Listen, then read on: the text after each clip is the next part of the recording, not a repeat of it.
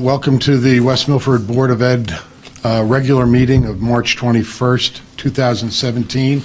If you would please turn your cell phones down and notice the exit signs in the room. We'd appreciate it.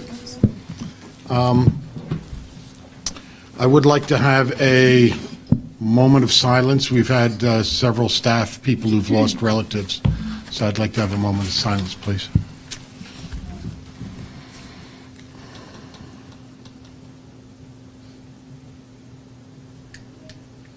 Please stand for the flag salute. Pledge allegiance to the flag of the United States of America and to the republic for which it stands, one nation, under God, indivisible, with liberty and justice for all.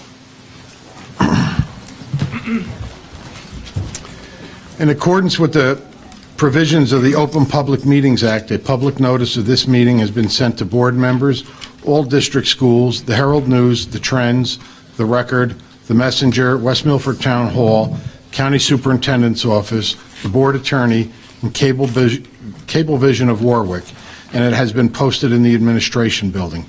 Copies of the board meeting calendar resolution were provided to all local media, Town Hall, Township Library, and all district schools. Roll call, please, Mrs. Francisco. Mr. Bailey, Mr. Seidowitz. Here. Mr. Drew. Here. Mrs. Dwyer. Here. Mr. Foodie. Present. Mrs. Fritz. Here. Mr. Huber. Here. Mrs. O'Brien. Here. Mr. Robbins. Glenn, would you please read the executive session resolution, please? Move to approve the following resolution. Resolved that the board goes into executive session at 9 p.m. for approximately 60 minutes for the purpose of discussing HIVs and HIV parent appeal, personnel, and matters of attorney-client privilege. The executive session minutes will not be released until such time as the privilege of confidentiality is no longer applicable. Second. Thank you, Debbie. All in favor? Aye. Any opposed? Okay, Dr. Anamone, Superintendent's report, please. Yes, good evening, everybody. Good evening, everybody. Yeah, you can stretch. Feels like it's working. We're going to start with our student representative report. Mrs. Hogan? Miss Hogan. Okay. So we began March with an outstanding performance, in my own humble opinion, of How to Succeed in Business Without Really Trying from the West Milford High School Theater. And on the opening night of the play, our high school's World Honor Societies hosted their annual international dinner for senior citizens who, after eating, they enjoyed the first performance. A special congratulations, again, personally, to Jillian Bennett, Danielle Dreyer, Melanie DeLolio, Madison McIntyre, Stephen Rampola, Vince Montesano, and Nicholas Lagash, because they have all been nominated to attend this year's Girls and Boys State, which was a dramatic influx from last year when I was only one of 2 girls who went to Girls State. So I'm very proud of them, and I'm sure they're going to have an amazing time. And that occurs somewhere in June, like around the last few weeks of June. Students from Maple Road Elementary School, they joined the AP Physics students to create vehicles using fun materials like milk cartons and styrofoam plates, tapes, popsicle sticks, and pipe cleaners. The German, French, Spanish, and Italian Honor Society students, they went to Marshall Hill to read international stories to the elementary students in celebration of Read Across America. The winter sports season concluded with a conference championship win for the cheer team and state playoffs for the girls basketball team, and then of course the numerous student athlete competitions in wrestling, track, fencing, etc. The Model United Nations team on the past 13th won numerous awards at St. Peter's University High School Model United Nations Conference. For the Security Council, the runner-up delegate was Colton Prentzel. For Disarmament International Security Committee, best position paper went to Victoria DePaulo and Maggie Hayes. For SOCU, best delegate was Madison McIntyre. For the legal committee, it was best delegation for myself and Melinda MacArthur. For human rights, the best delegate was Morgan Brown. And then for outer space committee, and then the special political and decolonization committee, Emily Schwab, Dominika Kaczynski, Maya Asiago, and Alyssa Glade all won. So that was a very big sweep for our team. We were very proud of them. And just in terms of upcoming events, we have the Jazz Choral Concert, which is tomorrow night, and then the 6th Annual Jazz Band Festival, which is Thursday night, which is always killer. The Winter Rec Assembly is on the 24th, Cableton is on the 26th, Park Testing is 28th through the 30th, District Arts Festival is on the 30th, and Junior Prom is on the 31st. So that's what's going on. Yeah. Thank you, Ms. Hogan. Next up, we're going to go a little bit out of order because I know we have a lot of children here and we don't want to have to keep them out any later than... Can I ask a question? Where's the jazz concert tomorrow? It's going to be in the auditorium, so right when you walk in. And there's a bunch of jazz bands, not just our own, but they are closing. What time? I'm It's not 6:30? sure. Six Yeah, or that sounds 6:30? right. I'm not entirely sure. I'll let you know, Steve. All right. Well, that's my daughter, I'll Who's find out. running Model UN now? Oh, Amanda Mock and Mr. Marzalik. Yeah, Ed, that's right. Yeah. Great. Thank you. Like I said, we're going to go a little bit out of order now in the superintendent's report. We have some children here, and we don't want to keep them out any later than we have to on a school night. So as we know, today is World Down Syndrome Day, and I'm going to pass this off to Dr. McQuaid. She has some visitors here, some guests tonight. Sure. Well, thank you for inviting us today. Today is March 21st, which is World Down Syndrome Day. So we feel it fell on a really great day because it happened to be the Board of Education meeting. So we did invite some of our teachers and our students to come on to the board meeting. You will see that I am wearing two different socks today, and we're dressed in our World Down Syndrome Day t-shirts, wearing even our superintendent, and you're wearing yellow and blue in honor of today. So I'm very proud of our teachers and our program. Students with Down syndrome are all in our general education classes or self-contained classes, or some students are out of district. But I will say that both Mrs. Clave and Ms. Willis, who are here from our multiply disabled program that's in district, do a great job of integrating our students and including them so that they are just like all of our students in that building, which is the voice of my community. So I'll welcome you guys up, Ms. Clave, Ms. Willis, and if you wouldn't mind introducing, I know we have some other people with us tonight as well.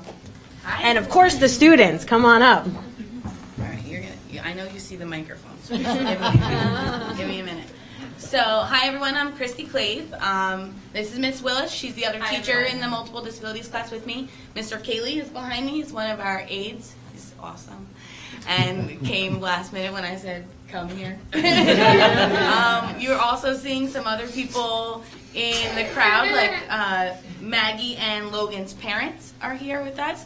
And we have some Special Olympics coaches, Coach Nicole, Coach Jackie, Coach Jess, and my daughter Vivian. Yeah, there she is. Our youngest supporter. Yeah, she's wearing her mismatched socks too, because anything to dress her up.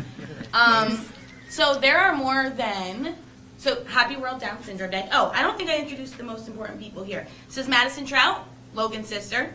This is Logan Trout, a first grader in our class, but also in Miss Algro's first grade class. And Maggie Gujari. She is a sixth grader in Miss Bavona's class and also in our class. This is probably my favorite day in the year. It's on 3/21 because of trisomy 21. It's the chromosomal difference that separates us, a little extra special for them.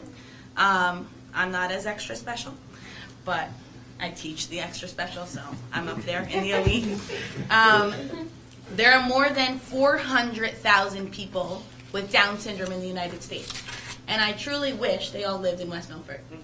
Not only would I get to be their teacher, but I feel like we have the best programming in West Milford.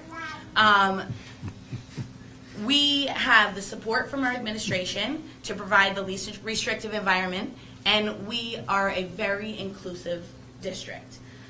You can go to a lot of other districts and you're not going to see what you see in West Milford. The research says that well, just because I'm talking doesn't mean you need to. Okay. Research says that students with Down syndrome succeed and excel when they're with their gen ed peers. And that has been my philosophy since I was in the third grade at Maple Road, but it hasn't always been everyone's philosophy. So when you meet a child with Down syndrome, you will find out very quickly that they're classic mimickers. And if we only separated our students with disabilities to be around other students with disabilities, That's all they would see and all they would know. And that's how they would act. So we want to be making sure that our students with Down syndrome and other disabilities are exposed to their gen ed peers from the get-go, from our developmental preschool stage.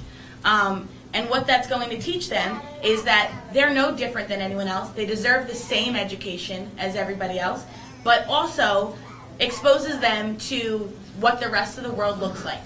I think I said today in the meeting that the rest of the world isn't disabled. And though I'd like to live in that world, we're not going to prepare our students for the workplace and for the rest of the world if we keep them in such a self-contained setting. So, as a product of the West Milford School District, I've witnessed how far we've come. When I was in 3rd grade, the reason that I am involved in the profession that I am in now is because I made friends with a little girl at Maple Road who had Down syndrome. Her name was Molly. And I adored her from the first time that I met her. And, I mean, what's not to love, right?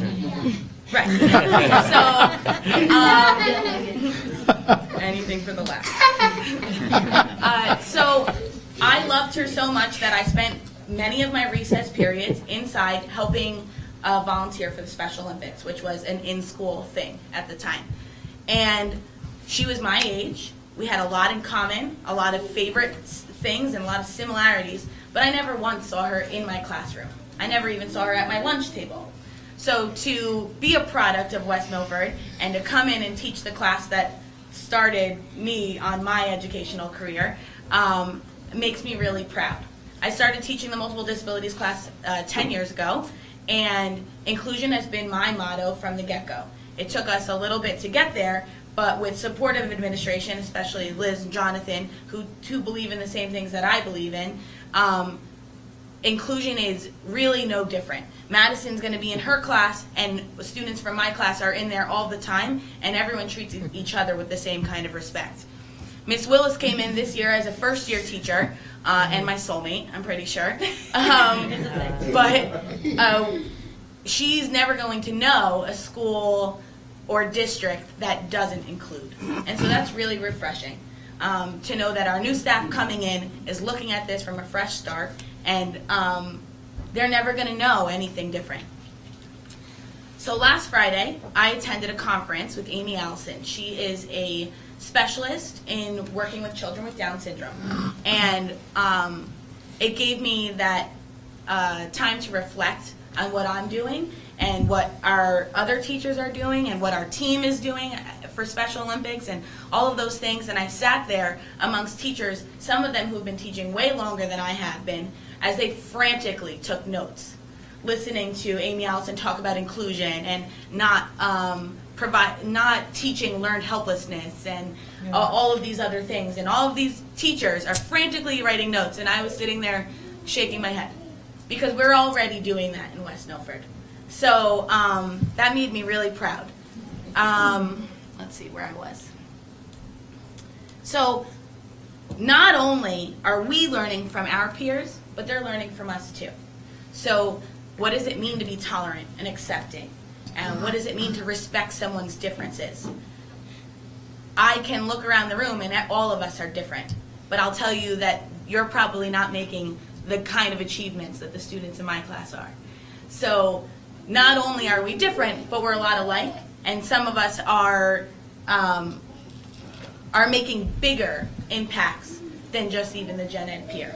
And when you put out Logan in first grade with his peers, and they're saying, why does he talk different? And Logan is writing sentences around them, and they're going, wow, he can write that? And they're not able to be there. It shows them what he can do, but also teaches them about just because we look different, just because we have a disability, doesn't mean we can't even do more than the next person. The last thing I wanted to talk about was our Special Olympics team. We have 70 athletes on our team now in West Milford, and it's kind of become this army that I never expected. We started with 5 athletes, actually 6 athletes, 4 volunteers when I started the team in 2008, and it really has nothing to do with me that the team has grown so large. It's the other students that come to me and want to volunteer, and then we can take on more athletes. So to our 70 athletes, we have over 100 volunteers. We have 10 coaches. All of the families do all of the work for all of our fundraising, and not a single child pays for a single thing. So it's pretty incredible that through volunteer and spreading the word that's what we've been able to accomplish here in town. So the children in West Milford are accepting. They tolerate children who come into their classrooms to teach alongside their typical teacher. They tolerate the differences that students have, but they also celebrate them. So when you walked into Maple Road today, pretty much every single child had their mismatched socks on, their blue and yellow, because we don't just accept each other's differences, we celebrate them. So Maggie and Logan are going to read you a story about celebrating differences. Yeah, you're going to read the book. Sound good? Did you want to talk into the microphone? I don't sure for. Sure. Yeah, my God. So say we're going to teach you Thank you. about Down syndrome Thank you. and differences. Let's go by you. Oh yeah? Funny. Ready? Okay, let's read it. So we're going to sit right here. I don't know what's the best way. We'll sit this way. Ready? Sit down. Maggie, you're going to go on the next side next to Miss Willis. Come on over, Maggie.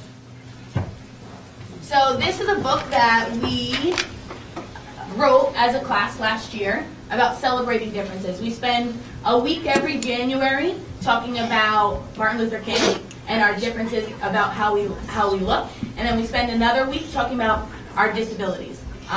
Knowing what our disability is gives us more ability, right, to be able to advocate for ourselves. There's probably not a single new place that I've gone with Maggie where someone hasn't said, "Hey, you have no hair." She has alopecia, and she'll tell you, right? So knowing what our disabilities are or what our differences are is only going to allow us to advocate for ourselves. I know myself that I'm a total weirdo. Like, I am really strange, I'm eccentric, and I like it. So my students have learned that when someone says, "Hey, you're weird," they should say thank you, right? Because if the world was the same, if everyone was exactly the same, it would be really boring. So let's read. Ready? Maggie, you're going to start us off. Start with the title. It's okay. Nice and loud. It's okay It's okay to to be be different. We're looking by. by rule.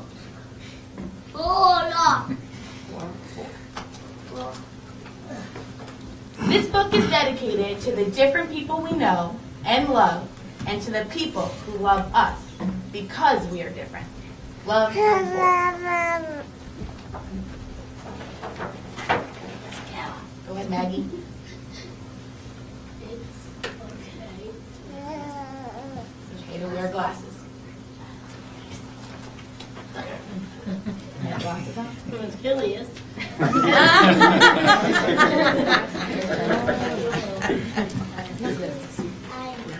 This is Logan's turn, Maggie. It's you okay? No. Say no. Bad Bad things. things. It's not okay to say no all of the time, but it's okay to say no to bad things. I am. Yeah. Wow. No, we're not clapping until the end.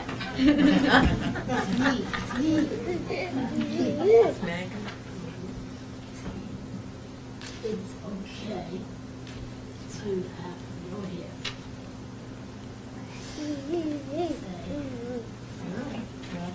No. Who wrote this page? Daddy. Daddy did not write this page. But Daddy also has no hair, so.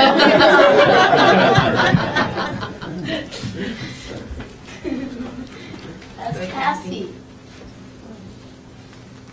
It's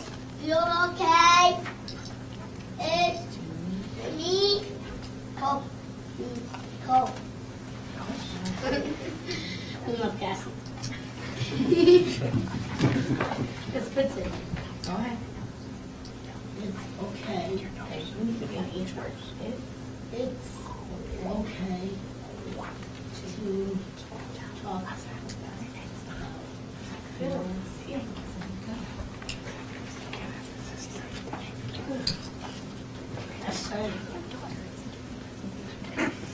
It's okay to go up. What's your name? Is Vivian. That claim is sorry, Billy. It's Billy. That was good. It's not. It's okay to get adopted. To be adopted.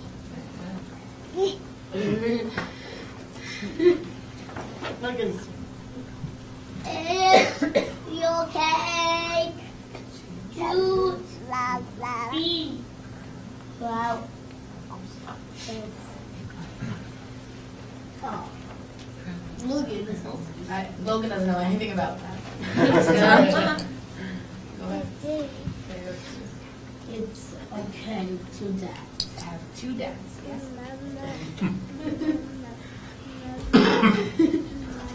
That was great. That was great. That's not me. I don't know what you're talking about. It's okay to dance myself. No, that was great. Thanks, Logan. It's okay to be different. You are special and important just because of who you are. Love, room 4.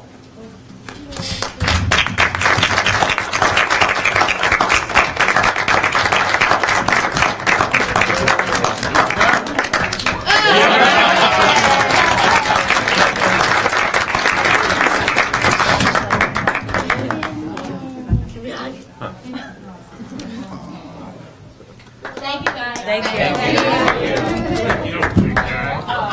Good job.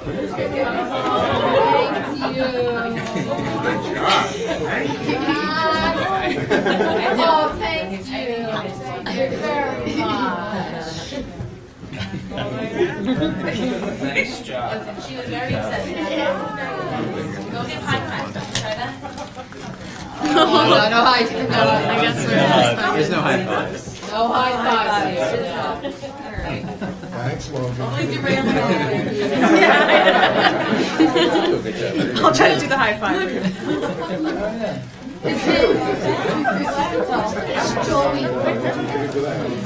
And you're up there too, Maggie. Yep. You did a good job reading, Maggie. You were awesome. Good job. Nice job, Logan. Amen. And sure, it's our class. You did enjoy your class. Nice job. Thank you very much. Thank you. I just want to share one thing with you. Another byproduct of the inclusion is that it goes into the social life as well. So Logan's constantly inviting birthday parties with kids from the regular class. And I went to Baldwin Springs this weekend, and you get out of the car, 3 kids in the mountain scream for Logan. And he sleigh riding all day. So the inclusion is not only in the classroom, it bleeds into the community as well. And the fact that it happens here in this district and led by Coach Clay as far as our front person, we just want to thank you for all of that. Teachers are phenomenal. It's such a blessing to be part of the West Milford school system, so thank you. Thank you. Thank you.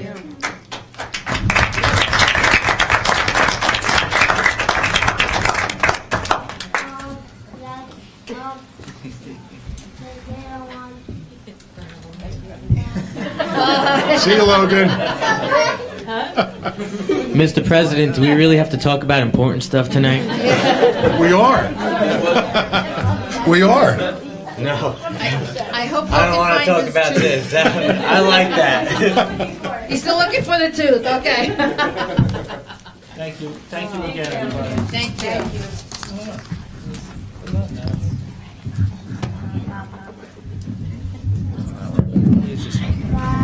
Bye. Thank you. So long, boys and girls. Thank you again. Thank you. Bye-bye. Okay, so now we're going to pivot and talk about gypsy moth spraying. Oh, fun! All right. Really? So once again, the township will be spraying for gypsy moths. It'll be May 15th to June 16th, and there's a 1 hour no spray time that they have given us every day. It's going to be 7:30 to 8:30 a.m. during our morning commute to school. Next up, we have our NJ Tracks submission, which is our pre-park readiness component. This assessment is administered by the state, and they test your computer readiness, and they rank each school on a 1 to 9, 9 being the most ready, 1 being the least ready, and we had every one of our schools rate as a 9 for park readiness. So our infrastructure can handle the park. Even if we decide to test a lot of students all at once, we're still ready for it. We probably won't do it that way. We'll break it up by grades, but we are capable of testing the entire school at once from a technology standpoint. So we're very happy about that. The 2016-17 school calendar, the current calendar, we briefly spoke on this in committee about 2 weeks ago, and we had 4 unused snow days. Well, fast forward. I jinxed it, so we're down to 1 unused snow day now.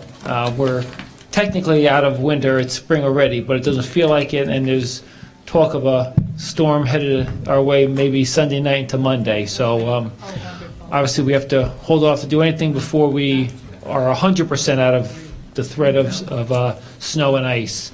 But by the next board meeting, we should have either 0 snow days left, or if we have 1, I will make a recommendation to the board for Tuesday, May 30th, which is the day after Memorial Day weekend, to make that a 4-day weekend. So nothing's official yet. There's no change to the calendar now.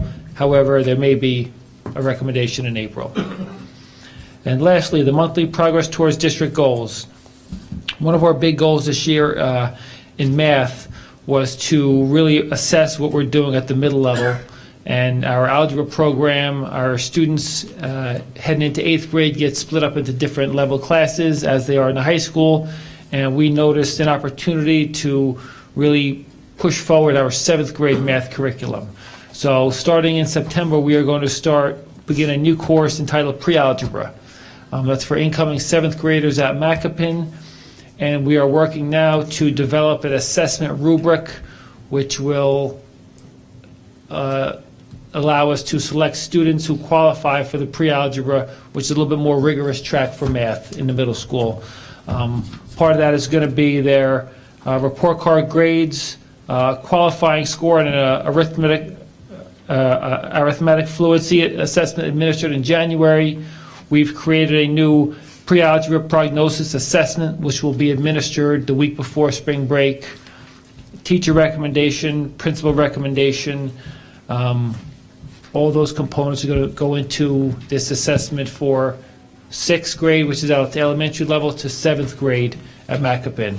And we hope to have 1, 2, or 3 sections of pre-algebra math taught at or offered at Macapin for next year. So that's a wonderful step forward for us. It really keeps us in line with some of the more progressive, more academically focused districts in the region.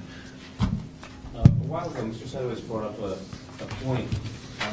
We have programs for the students that excel. We have programs for the students that don't excel, that are having troubles. But are we doing anything to help the middle ground students do better? Well, that was our biggest push this year, the differentiated instruction push, which is in all of our schools, in all of our grades, in all of our subjects, in all of our departments. So that was one of our district goals, actually district goal number 1. Not that goal 1 is more important than goals 2 or 3. They're all sort of equally important, but that was the first goal. It was our academic goal this year, and basically everything we've done this year from an instructional component is geared towards differentiated our instruction.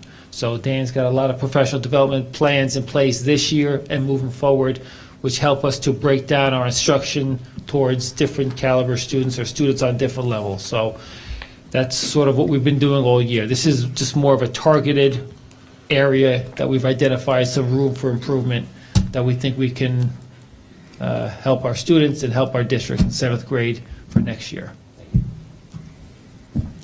And that's all, Mr. President. Okay. Mr. Novak, education report, sir. All right, I'm gonna.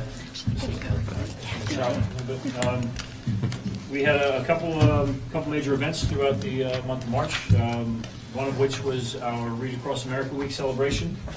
If you work in an elementary school or been part of an elementary school, it's supposed to get to an elementary holiday as you can find with Dr. Seuss's birthday. So all of our schools have a week-long celebration where the students, for the most part, will, each day a different book is honored. There'll be a type of clothing that they'll wear, whether it's, the foot book and then they wear socks, or it's all the places you'll go and they'll wear, whether it's collegiate gear or places they've been on vacation, that sort of thing. So all of our schools have a presence. So I just want to highlight some of the individual things that made our schools a little bit different. Westbrook had a royal readers or a guest readers process where many board members, community members, parents, retired staff came and selected a book and read to their classrooms. A number of our schools had those readers. The slideshow that we played earlier highlighted many of those pictures from Read Across America Week. At the Upper Greenville Lake School, every student brought home a bear, which is the school mascot, and they were asked to decorate the bear as their favorite Dr. Seuss character. So the kids had fun doing that. They decorated the hallways and really brought some life into the hallways to celebrate not only Dr. Seuss's birthday, but Read Across America Week. At the Maple Road School, along with the guest readers and the other things that I've been mentioning, they had a program going on during the week where they were supporting an organization called Bridge of Books, and it was the donation of gently used or new books for this fund called Bridge of Books Foundation that gives books to families and schools that need books. So they added a nice character and school initiative into their week. At the Marshall Hill School, they capitalized or connected to one of their theme days from last year. They had a field day that highlighted local heroes, law enforcement, police, fire department, the first responders, that sort of the EMTs, a lot of the families in their community who are local superheroes. So they connected to that again, and they invited members of those organizations who are also parents in the school to wear their uniform. The students were also encouraged to wear the uniform or something honoring those local heroes, and then those local heroes read to classrooms. So that was a Marshall Hill highlight. The Apshawa School, they, along with inviting in their guest readers, I know many board members were there, there was a lot in there. I had some pictures of, Mr. Drew had some pictures of you in there. I don't know if you saw that scroll when you came in. I'll put it on again later. They also did partner reading, where they partnered a mentor class with a younger class. So a 6th grade met with a 2nd grade, or a 5th grade met with a 1st grade, that sort of thing. And younger students were able to read to younger students in a mentoring capacity. And at the Paradise Knoll School, they also highlighted, I think they invited everyone they could possibly imagine to come in and read. So every class, every individual class in that school was able to have a guest reader during the week, whether it was a parent, an administrator, a board member, and that sort of thing. They also enjoyed in their cafeteria green eggs and ham day, where the kitchen actually served green eggs and ham. So a lot of fun. Great week. Last night we had a tremendous event. We had our 2nd annual Digital Citizenship Night. We had about 300 registered guests. We had a good time with the dinner. One group I wanted to shout out to specifically was ShopRite and Sarah, who last year they donated paper goods and water bottles for the event, and this year they responded by, they heard about what we did last year. They were so excited about the type of thing that we were doing again that they paid for half of our food bill. So it was a significant. We fed over about 300 people yesterday. So it was a sizable donation from Insera ShopRite. So I want to make sure they got a public honor. I also wanted to highlight Microsoft Corp. and Mr. El Taib for reaching out and getting some corporate sponsorship, so to speak. We were able to bring in Apple Computer, Microsoft, our local Highlands Family Success Center, and the West Milford Library, as well as Dr. Hesney to talk about special ed's connection to digital citizenship and that sort of thing. Library was signing up people for library cards right there, right then and there. Highlands Family Success Center was highlighting a lot of the things that they do in the community, and Apple was there to work with parents who were bringing their own device so that a parent could go up. I have a question, my fifth grader has a phone. I, as a parent, don't know anything about privacy settings or security settings, so they were able to sit with the Apple rep who could show them on their own device how to set these things up. So that was a great, great presence from Apple. Microsoft blew us away. Microsoft came with 4 people. They set up virtual reality technology. They had a lot of giveaways for the kids. They also were able to talk about device settings and privacy settings and restricted materials and that sort of thing. Talk about Xbox Live and how to really be able to monitor our kids. They also donated an Xbox. So at the end of the night, we were able to raffle off an Xbox for a very ecstatic little boy from Apshua named Devin, who was through the roof excited that he walked out with the Minecraft Edition Xbox One that he didn't have previously. So very exciting. We also raffled off 11 Chromebooks. I'm just going to go quickly through those organizations. Our West Milford Educator Association donated 2 Chromebooks for the event. Our West Milford Education Technology Committee also donated 2. The West Milford Principals and Supervisors Association donated a Chromebook. And the board, thank you, the board donated one as well. Central Office Administrators, our local Elks Lodge, West Milford Parents Association, and last but not least, Terry Dwyer, on behalf of the Terry Dwyer Foundation. And also, again, thank you to Mr. El Taib, who reached out to one of our vendors who we work with through the school district, Trinity 3, and they heard about what we were doing. They donated one as well, so we were able to give away 11 Chromebooks and an Xbox for a free night. Families were able to come and have dinner. Mostly due to Sarah and all the local communities coming together. And that isn't even the whole point of the night, was the giveaways. It was a great opportunity. We highlighted the benefits of the family dinner table. And we talked about some statistics about the benefits of a family eating together at least 3 times a week, conversations that they have. We modeled a structure that we displayed last night called device-free dining. We had a box in the middle of the table. There's a picture on the slideshow. We had a box in the middle of the table, and I gave everyone a warning. It's okay, get your last text in, make your last post, whatever you got to do, because from this point forward, you were going on without your device. And everyone cooperated. I walked the room, checked in on people. We had a little fun. I revealed a bit of a clip from, I don't know if anyone's seen the Ellen. There's an Ellen episode where she selects members from the audience to surprise by putting their Facebook page for the world to see.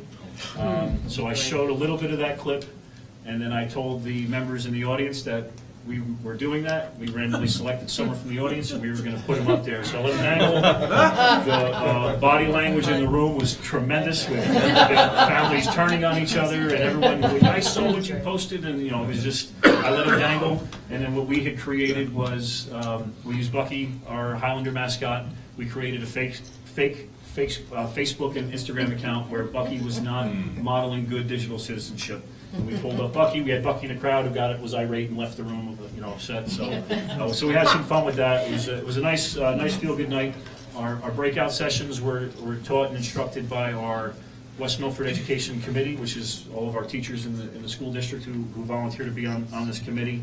And the theme last year was to get the basic fundamentals of what is digital citizenship and what is the digital footprint. This year, we took it to the next step, and our theme was be a digital superhero. So children were not only learning about social media and the dangers of social media, but they're also now learning what are the good things that you can do. So we highlighted the many great things that are going on out there, whether it's the students who volunteer walking dogs at the animal shelter or shoveling snow in their neighborhood for a family who can't do that when we have a foot of snow on the ground. We highlighted organizations like Giving Tuesday and GoFundMe and those types of things. So the feedback we've got initially has been tremendous for the type of event that the students had. We will do it again, and we'll talk about it forever. I'm going to read quickly. We received a thank you letter from a 7th grader who won one of the Chromebooks, and it was addressed to the Digital Citizenship Night Committee. Thank you so much for hosting this event for the families in the district. I had fun learning more about our digital footprint and eating dinner with my family. The food was also very tasty too. But also thank you so much for the Chromebook. I'm still in shock that I won, but it was so kind that you gave them away in the first place, especially from the people who donated them. Thanks again for everything, and hope you have a great day. And that's sincerely Katie Scala, grade 7, one of our winners from last night. We will post the names of the winners on our digital citizenship page on the website. Like I said, good feel good night. And I'm always happy when it's over because it's a lot that goes into it. And Sue, you're nodding. The work that's done, and thank you as part of the Ed Tech Committee. We put our heart and soul into it, and it was a real good night. One last announcement. I have another 30 seconds. I'd like to highlight our Learning Unlimited program.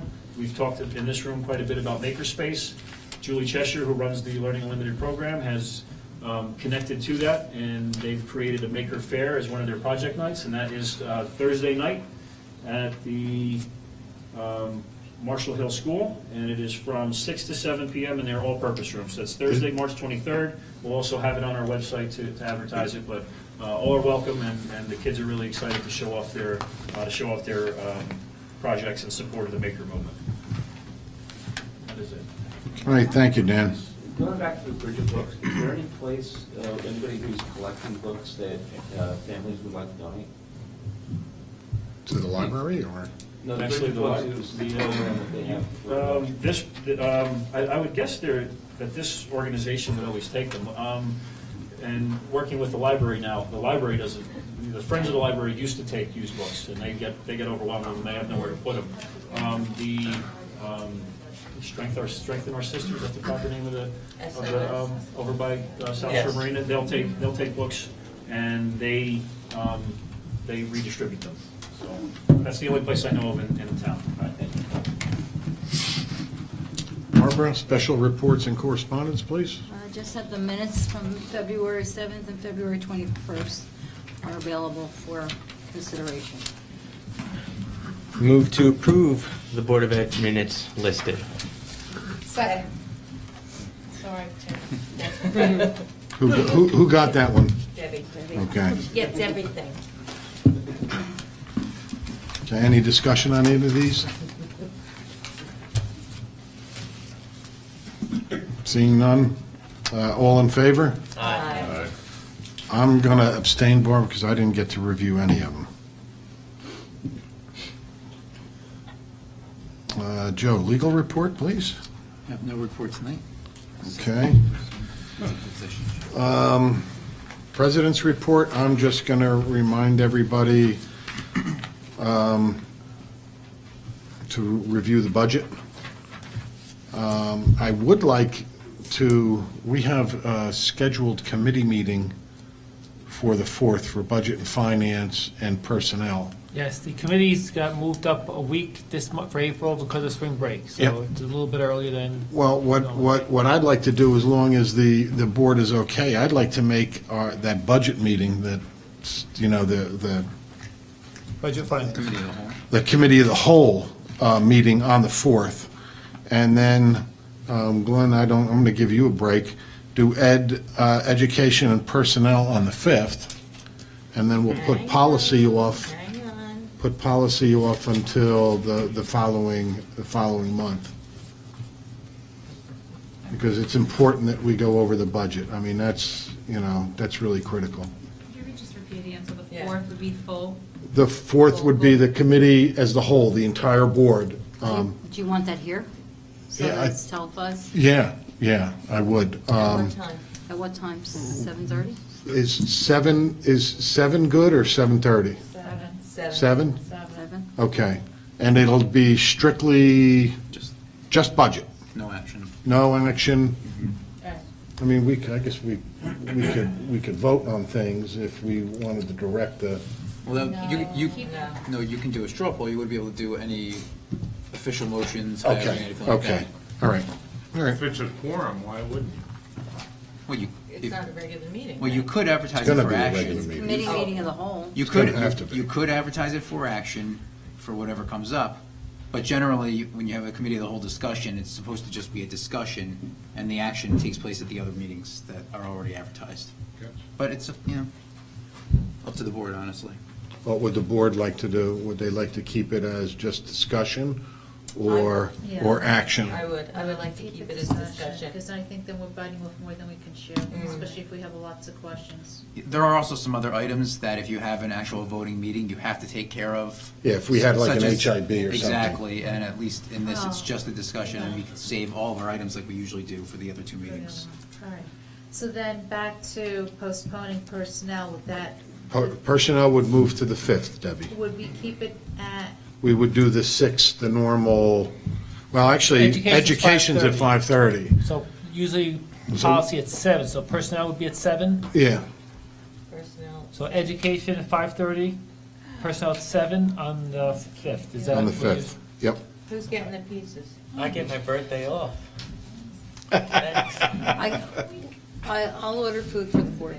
All right. all right, so, all right, let me just make sure. I think I have to cancel the other meeting.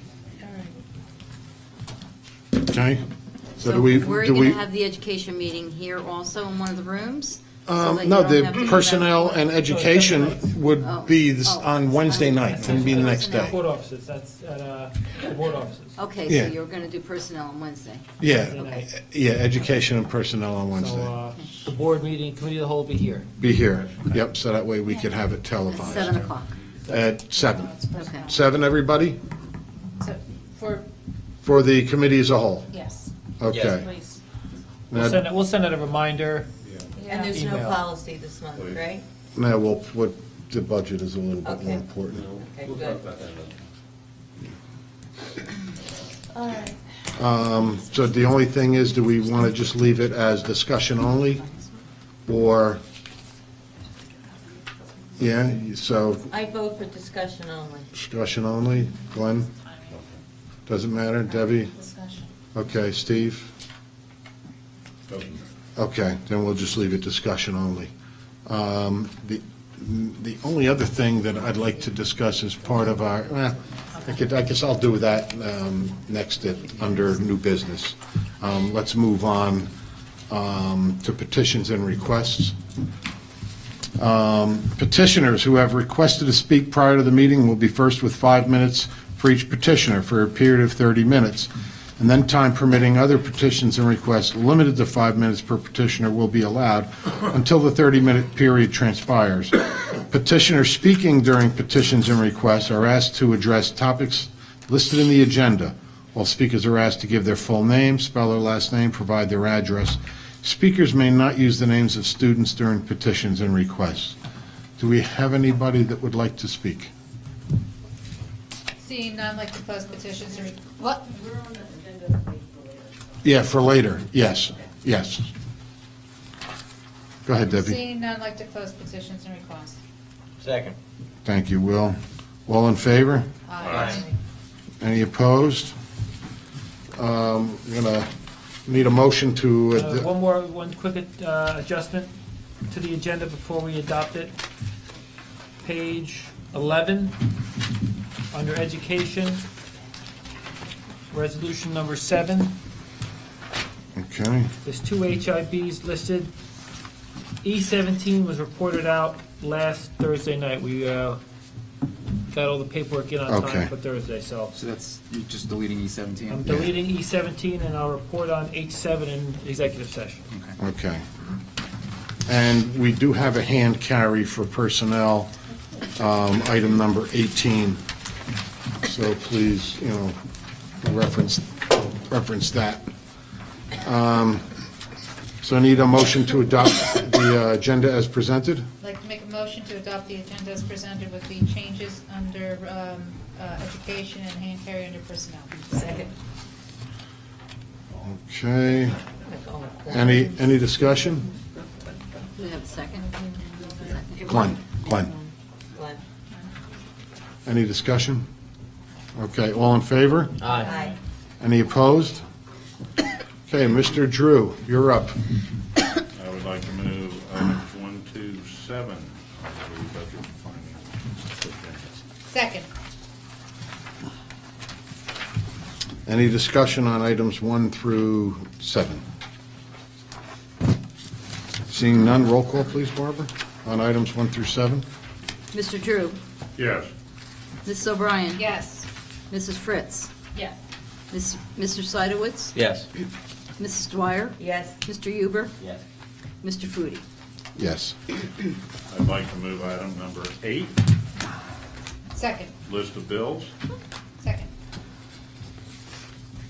Any discussion?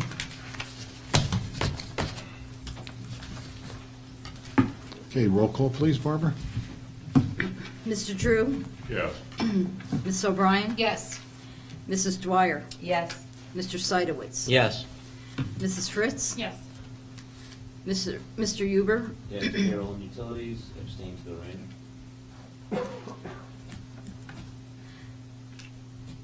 Mr. Foodie. Yes on payroll and no on everything else.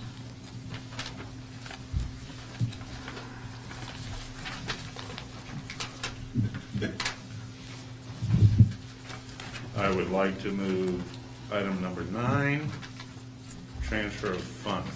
Second. Any discussion? I did have one question, Barbara.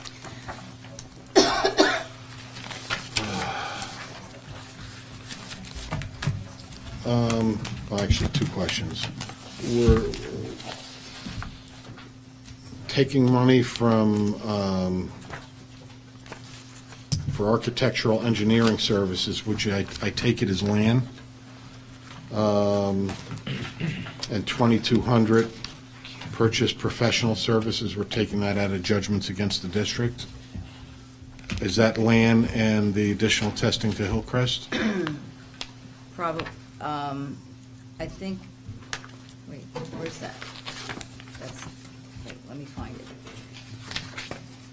On ours, on the list you gave us, it was the last page.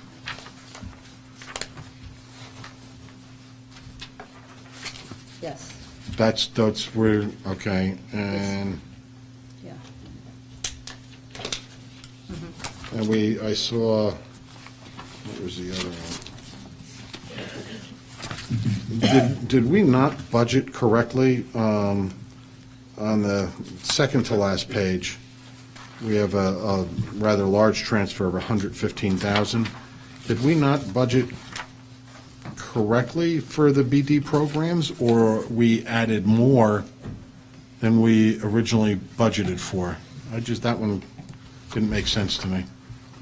What happens is, sometimes the teachers get transferred around so that they have to be paid out of different lines. Also, when we have additional programs that come in district, we budget the money originally in the instructional lines, I mean, the private school tuition lines. That's not happening here, but sometimes when the employees get switched between accounts, we have to transfer the money in order to cover their salary costs. So we have separate lines for Highlander Academy, so that has to come from the areas that were budgeted. And part of that is when we take from the custodian subs and we're putting into security subs into security, we didn't hire another security person, We did have we? somebody that's out on leave of absence, so we Mr. had Yeah, to- Mr. Yevchak is. So we had to cover that, and, No, yes, I didn't people think. that have sick days get paid while they're out sick. Okay, all right, okay. All right. Any other questions or discussions on that item 9? Roll call, please, Barbara. Mrs. Fritz, Yes. Mr. Drew, Can you come back to me, please? Mrs. O'Brien. Yes. Mrs. Dwyer. Yes. Mr. Seidowitz. Yes. Mr. Huber. Abstain? Mr. Foodie. Well, I'll say yes.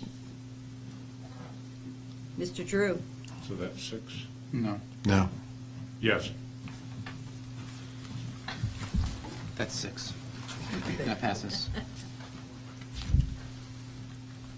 There's a reason. Okay, got 10 and 11, Steve? Sorry. That's all right. I'd like to move items 10 and 11. Second. Any discussion? Okay, roll call, please, Barbara. Mrs. O'Brien. Yes. Mr. Huber. Yes. Mrs. Fritz. Yes. Mr. Seidowitz. Yes. Mrs. Dwyer. Yes. Mr. Drew. Yes. Mr. Foodie. Abstain. Mrs. O'Brien, Personnel and Student Affairs. Top of the evening to you, my dear. Let's move items 1 through 17 under Personnel Student Affairs. I'll do 18 separate. Second. Thank you. Okay. Any discussion on items 1 through 17? Just on number 2, question was raised last week about the subs, and I did double Okay. check. None of them have math certificates. It's county. Thank you. Some have county sub certificates, some have elementary certificates, some have social studies. What, they have county sub-certificates? Yes. What's the difference between county sub-certificates and, Well, an elementary certificate's a teaching certificate. okay. Social studies is a teaching certificate. Yep. And these are just sub certificates. But you said county sub. That's what they call them. Okay, Yeah. okay. I thought it was something different that I didn't know about. No. The difference is about $5 or $10 a day, maybe. Okay, more. If you have a certificate, teaching certificate. Okay. Right. Any, Steve, you had a question? I'd just like to commend the money that we're spending to support the Makerspace program in item number 12. That's just such an excellent program. So, good job. Okay, anything else? Okay, roll call, please, Barbara. Mrs. Dwyer. Yes. Mr. Drew. Yes. Mrs. O'Brien. Yes. Mrs. Fritz. Yes. Mr. Huber. Yes. Mr. Seidowitz. Yes. Mr. Foodie. Yes. Okay, I'd like to make a motion for item number 18 under Personnel Student Affairs. Any discussion? Seeing none, roll call, please, Barbara. Mrs. Dwyer. Yes. Mr. Drew. Yes. Ms. O'Brien. Yes. Mrs. Fritz. Yes. Mr. Huber. Yes. Mr. Seidowitz. Yes. Mr. Foodie. Yes. That concludes Personnel Student Affairs. Okay, Mrs. Dwyer, education, please. Okay, I'd like to move to approve items 1 through 8. Second. I have 1 through 7, I'm sorry, 1 but 1 through 7. 7 we have to wait until after, Right, so 1 through 6. Sorry. Okay, Second. okay. Any discussion?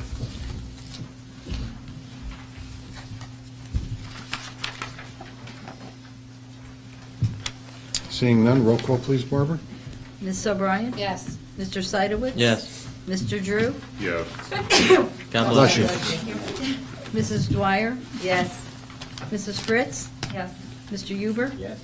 Mr. Foodie. Yes. Okay, Glenn, policy? I'll move items numbers 1 through 12. Second. Okay, any discussion? All the board members reviewed these policies online?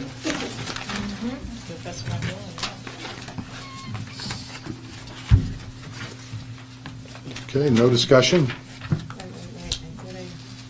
Nope, nope, not on here. Okay, nope. Okay, roll call, please, Barbara. Mr. Drew. Yes. Mrs. Dwyer. Yes. Mr. Huber. Yes. Mrs. Fritz. Abstain. I didn't read all of them Mr. Seidowitz? Yes. Ms. O'Brien? Yes. Mr. Foodie? Yes. Okay, we will move on to special committees and liaison reports, and you get the honors, Will. Parks and Recreation. We had our makeup meeting the day that, well, actually, they rescheduled their meeting, so once they let me know the date for that, I'll let you know my report. And I don't have a NJSBA report. Okay. Kill two birds with one stone. Okay, safety, there was a safety meeting.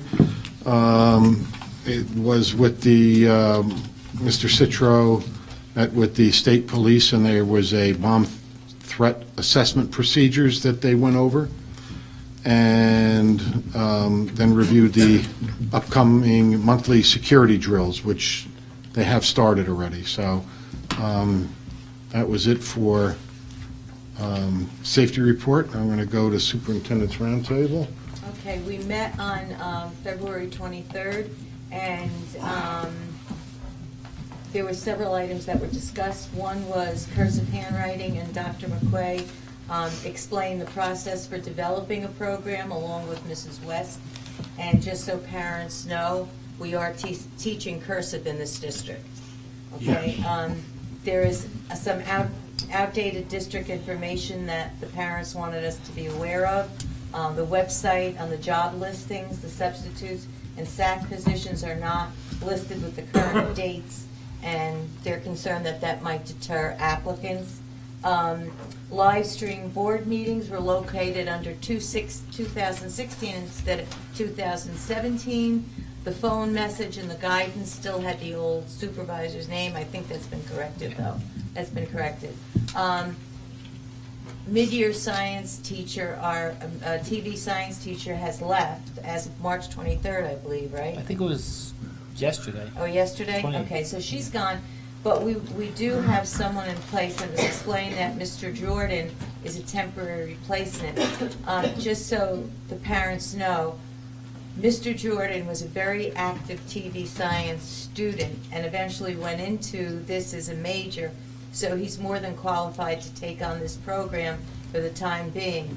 There was question about getting a help hotline phone number to be put on the middle school and high school computer screensavers as per CASA's request. And Dr. Anamone expressed that it was a good idea, and he was looking into it with Mr. El Tabi.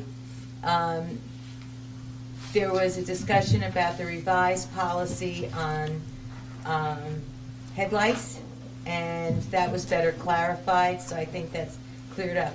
There was one other thing brought up that has to be brought up with executive session. The PTA and PTO presidents would like to be given access to the Wi-Fi password to use at night during meetings, and Dr. Anamone is taking that discussion to the tech department. There was a very, very, very big concern with IXL. They spoke with the math supervisor about the issues of using IXL for grading in the upper grades instead of just practice as it was intended. Mr. Novak wasn't aware of some of this. They're looking into it. He's looking into it along with Dr. Anamone. There was an update on the problems at Maple Road in the first grade, and that's where differentiated instruction is being taught. Teachers are being trained about the differences between boys learning and girls learning. So, and Dr. Anamone is on top of that. And that was it. Oh, I do have a letter, though, from a high school freshman about the Excel program, and I would like to read it to you because I think you need to know what the kids are thinking. Maybe I'm going to read it. As you mean high school when you said the upper grades? Upper grades, yeah. Yeah, upper grades. Okay, I do have it. It's Terry, it's underneath, I think it's underneath there. Here it is. Thank you. You're welcome. It's the antibiotics. It's really frustrating, and it's called IXL, High School's Freshman Student's Opinion. It's really frustrating how someone who's good at math has the advantage and can spend 10 minutes and get 100, but someone who struggles in math can spend 2 hours and get a 50. So the person who spent 10 minutes gets more credit than the one who put in more effort. It doesn't make sense because the whole reason IXL was created is to help those who struggle in math to practice. So why is it being used as a grading system and hurting those who struggle with math in the first place? I do think that IXL has advantages, but I think it's being used wrong by teachers. If the IXL is used as a grading system, I think it would be more efficient if it was based on time spent. I haven't seen the program. I don't know that much about the math program for IXL, but I do know it's supposed to be a practice program, and hopefully, Dr. Anamone, you're looking into that, right? Thank you. Okay, you said that there was something that we need to discuss in executive session. It was brought up at Does it fall under? Personnel or? It falls legal under advice? personnel. Okay. Yeah. Go ahead, Mr. Fiddy, I'm sorry. Oh, go ahead. I was wondering, if we're going to be talking about an employee? No. Okay. Yeah. Okay. No. All right. No. Just want to make sure.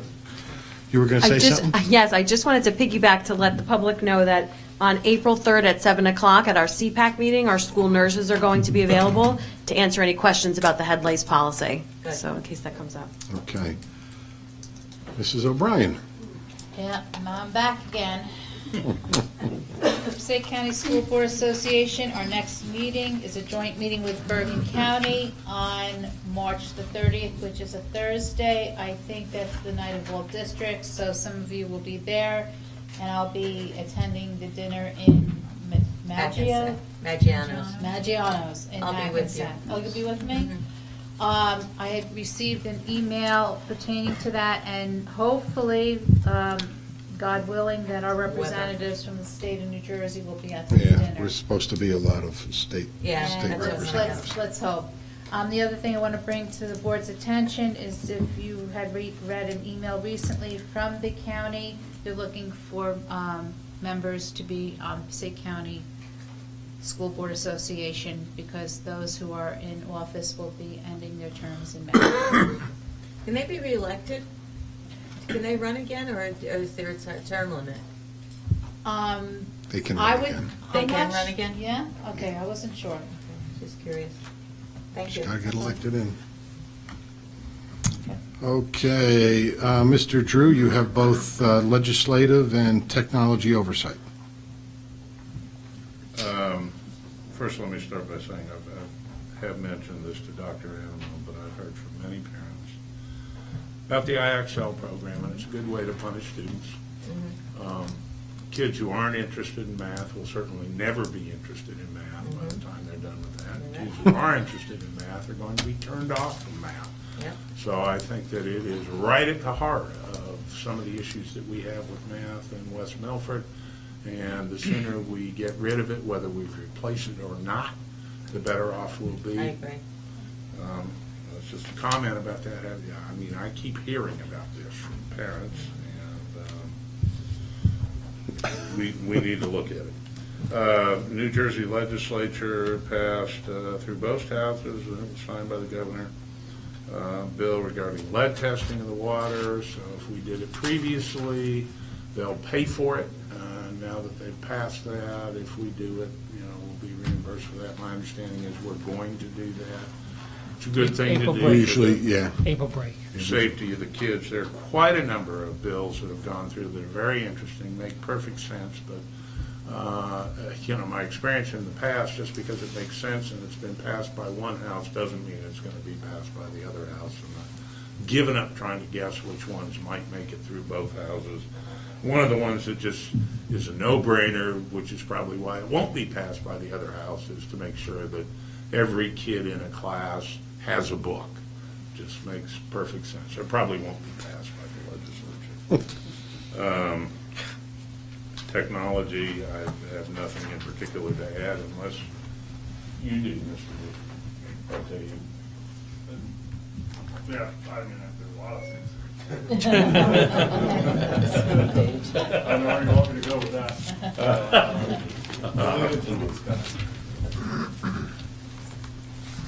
I do think it's great you have participation by Microsoft and Apple.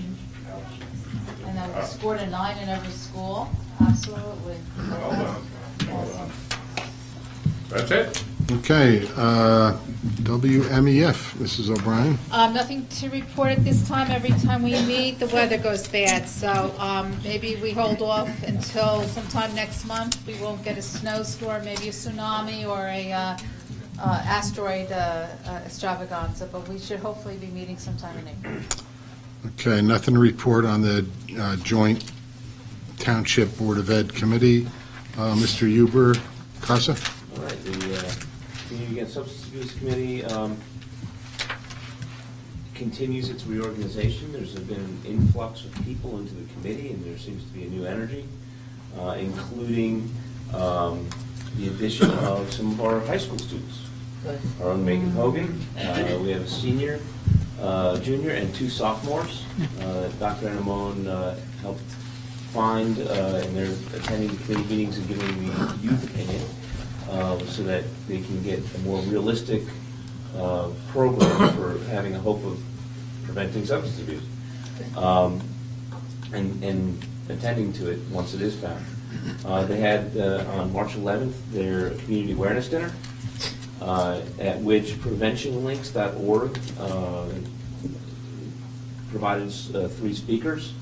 One was a recovered addict, another one was a parent of addicted children, and then the third was an organizer of that group. At the dinner, we found some statistics. This is just a few out of the many, but New Jersey is the 4th in the country for heroin deaths. 80% of heroin addiction starts with prescription drugs.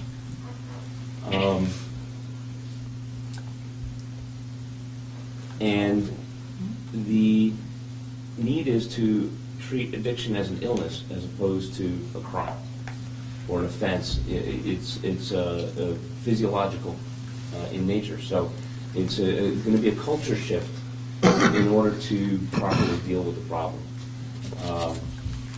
And that's about it for now on CASA. They do have the semi-formal upcoming, but that's on the Facebook page for CASA, so anybody who's interested in that can go right to the Facebook page. Thank you, Glenn. All right, we move on to old business.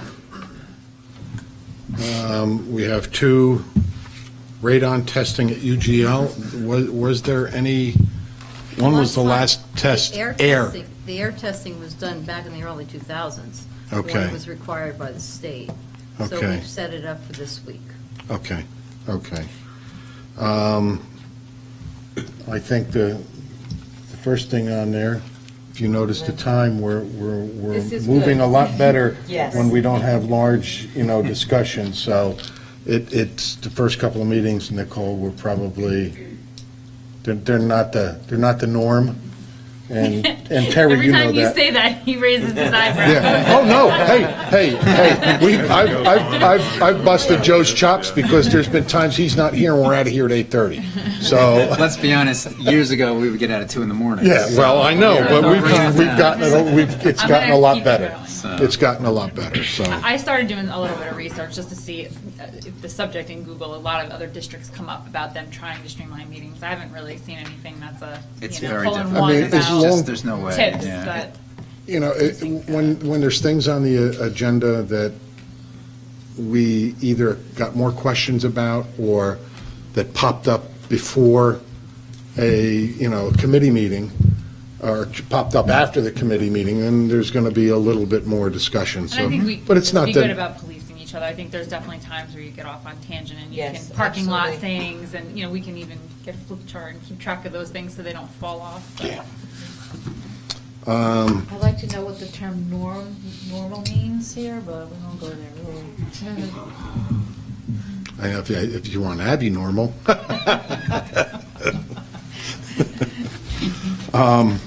Anything else under, go ahead, Glenn. What's the status on the, I know the sample is out? When do we expect it back for the field testing? I would need to speak to the board about that. Okay. So I would put on the next meeting for budget finance. Good. But since we're not going to have the budget finance meeting. What, Well, we are. As of the last meeting, it was sent out. You don't know when it's. I provided samples, but what they're questioning is what tests the board actually wants to run. Because there are so many different tests that could be run. you still have that book that I gave you? The binder? Yeah, okay. That's what they need to know, because it could be endless. I'll- And I don't think And we're gonna get to expensive. that. I'll stop by. There were a few things in that Crum River report. We'll just pick those out and then take it from there. So there were seven items in that report that is, just, you But know. they have also gotten some information. I also reached out to Recreation, and he's getting information about reports that, that have already been done over the, previous years by the federal government and the state government on different test results that they've received. Yeah, and then there's also been, I think there was a 60-minute report, I think it was 60 Minutes, where they talked about, in particular, there was a goalie, I can't remember, the University of Oregon or something like that, and she was being treated up in Seattle. And out of the, I think it was like 38 patients that particular doctor was treating, that particular type of cancer. Out of the 38 patients, I think were like 32 of them were soccer players. They all played on turf fields, so it's scary just to think about. I'm sure we could get more information about what tests by asking New Jersey school boards regarding the lawsuit that they're. Well, Joe can provide you information about the lawsuit, Yeah. because that doesn't seem to be. I think the lawsuit's about the. The lawsuit's not on, the lawsuit's on the quality of the turf, and Not the we've been talking about that carcinogens? as well, but Okay. it's not on any kind of carcinogens or anything like that. But All right. I do believe that this has come up a number of times over the last, 8 or 9 years, and the federal government has done some studies on it and some tests. And they have reports that they've issued. And I know from last year, when we had the high school graduation, walking across the field, I looked down and, my shoes were a different color because of all the fibers, the yellow and white and everything coming off, so. We're past the first day of spring. Yeah, no, I know, And, I know. It's time that they're going to start wanting to use the field, and we need to know. Yeah. As soon as possible. So if we can expedite as much as possible, I for one would appreciate it. We did a base test years ago, in April of 2011, just after the turf field was put in because of concerns of carcinogens. Do you remember that? I'm not aware of that. I don't recall it off the top of my head. I know that we've done I know we did it. I know that we've done some water tests to see if anything is leached into the well, and Well, that's why we had taken that one well sample in particular in the concession stand, so that we would have a good base. but we have tested, and there's nothing that's leaching into the water system. Will that well be tested when you do the testing, and because it's down now, will they be? Closed. It always Yeah. gets tested when it opens up. Okay. We always test it once it opens. All right, so you'll do the majority of the testing in the April break, and then when that's open, then we'll test it again? For the concession stand? Yeah, that has to be tested separately than the Okay. other lead testing. Okay. Because it's not open yet. We don't want to run the risk of having a snowstorm after we turn the water on and freezing the pipe. Yeah, no, I don't want to do that. So usually the end of April we'll open it. Okay. Any other, he went first, so. Thank you. I found my notes on the meeting that we had with Land Associates, and the biological testing is $50,000 to $75,000. And the injection after that, the final part of the treatment, is $310,000 to $370,000. So just something to be aware of when we go into that budget meeting. So, say that again, 75 and... So the biological testing is $50,000 to $75,000. And then the injection is $310,000 to $370,000. And that's if the test is successful, the biotest? That's just testing to make, well, either way, yes. It's just testing to make sure that the bacteria is in the soil.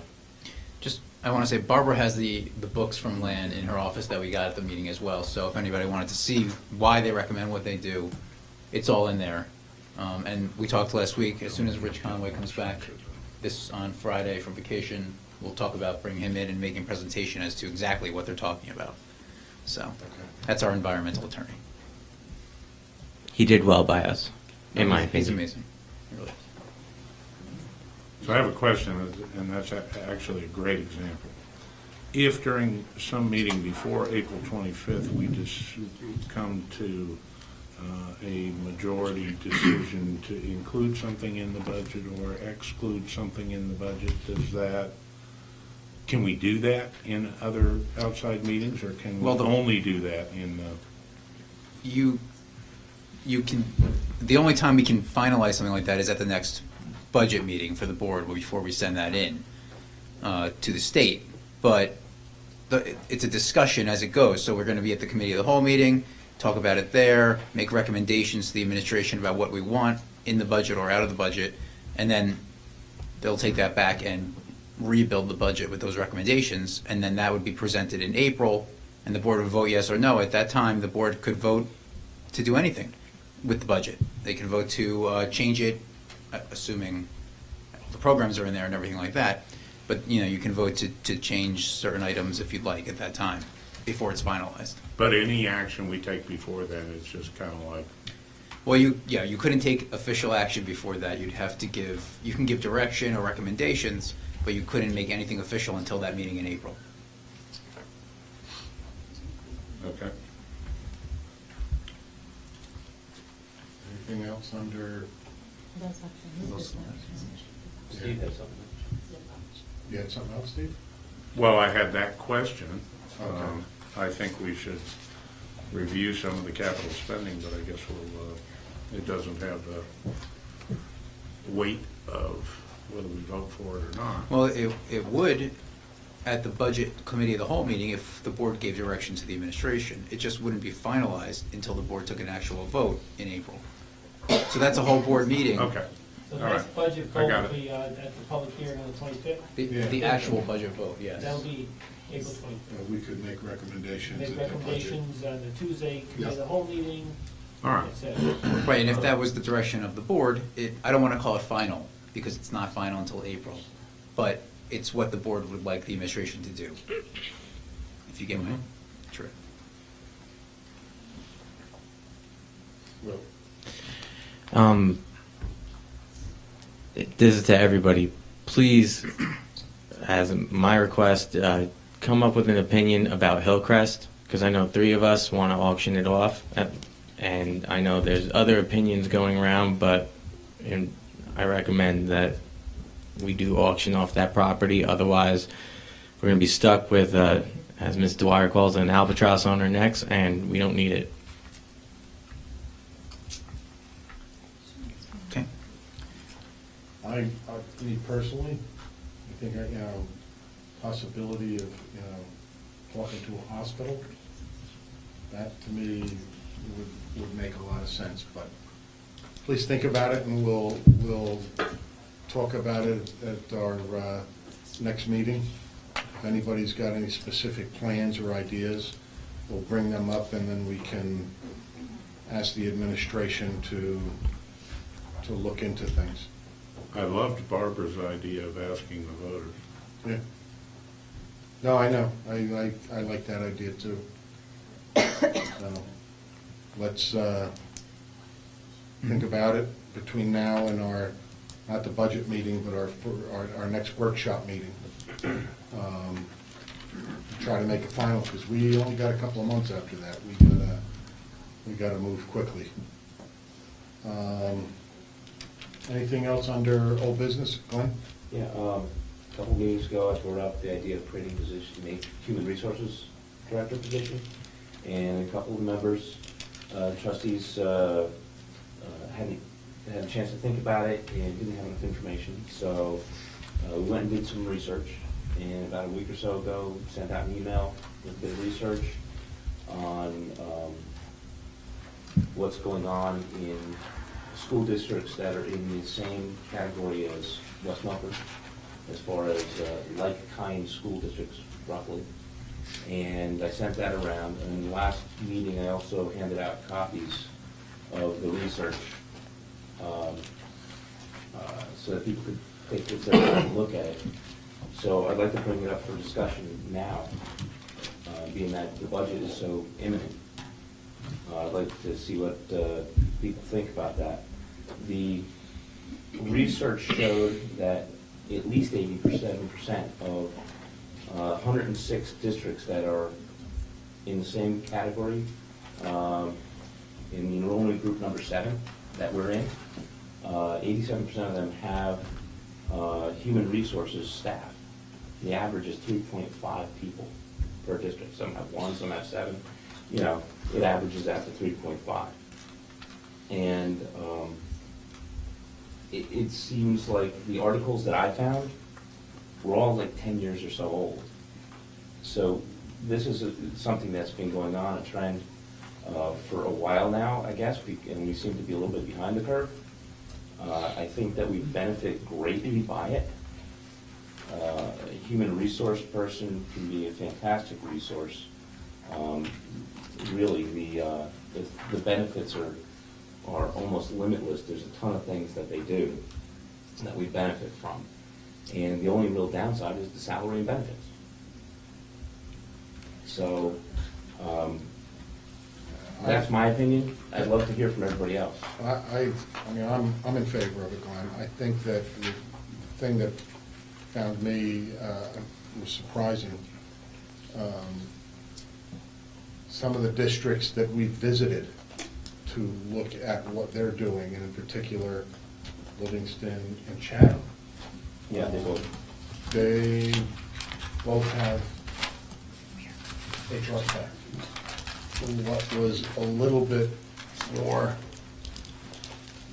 I think, important to me anyway, I looked at the top 25 districts in the state. I got through the top 15. They all had HR staff. So if we're trying to emulate things, emulate districts, then, you know, we got it now. I've had this discussion with Dr. Anamone. I'll call you. I don't want you to get your arms sore. Don't worry. Don't worry, Deb. Yeah, okay, all right. Thank you, that's what I was calling about. Okay. And Dr. Anamone's same concern was, well, that's a position, we'd have to find the money to fund that position. So that's all I have to say. Go ahead, Terry. I am not in favor of this. Let me tell you why. We have a person who does benefits. We have a person who does payroll. We are not Livingston. We are not Chatham. We are not trying to emulate those districts. We're trying to gather ideas from them to try to build a stronger math program, language arts program, humanities, special ed. I look at this budget and I'm concerned for the people that live in this community. I'm concerned when I see people at the food pantry who can't afford to feed their families and can't afford to keep their homes. How dare we add another administrative position? I am against it. I will do everything I can to promote negativity toward this position. That's all I have to say. I think I'll just add that, in addition, we spent time at the last meeting in the budget, trying to pull out some big numbers. Granted, they were big numbers, but capital improvements and things the buildings need, and where can we pull dollars from? And I think that, again, I agree, we're not those areas. The median income level, I would guess, is quite different among those districts. And I think that at the end of the day, we have bigger priorities right now. I don't feel that the administration is crying for that kind of a position. I feel like they're getting those things done. And I definitely agree that I don't think that given all the other things that we're trying to do and the fact that we're already increasing the budget quite a bit, I don't think it's a necessity right now. Any other discussion? Debbie, you had I know you had your hand up for the 9 o'clock. That too. It is now 9:01. Yep. Can we extend our regular meeting till 9:20? 9:15. Okay, so 9:17, and I'll hold you the, Executive session. that's it, executive session. We can is extend 9:15. Do whatever you want. Okay, anything else All in under, favor? Well, or, I'd just like to go some of the specifics. One of our big Yes, problems. we'll second it, but we didn't vote on that, just say Yeah. all in favor. Yeah, take a vote. We didn't take a vote yet. I don't feel the love right now. Which is more important. I agree. The motion was made, so I don't. No, that wasn't talking to you. Oh, okay. You made a motion. Yeah, I made a motion. Yeah, and Will seconded it, so there's a Will motion to seconded it. 9:17 for executive session. Aye. Thank you. Okay. Have a nice day. One of our problems in the district is we've hired our problems. In the past, it's historically been done, there's a lot of nepotism, there's a lot of favoritism. There are management problems that we know about for certain, that managers haven't been managing all that well. And we even have, confirmed these things, let's say. An HR professional would, one, help prevent mistakes so that we would end up having a higher quality district. It's been pretty much proven in recent years that throwing money at education doesn't work, okay? What works is improving the quality of the administration and staff that you have.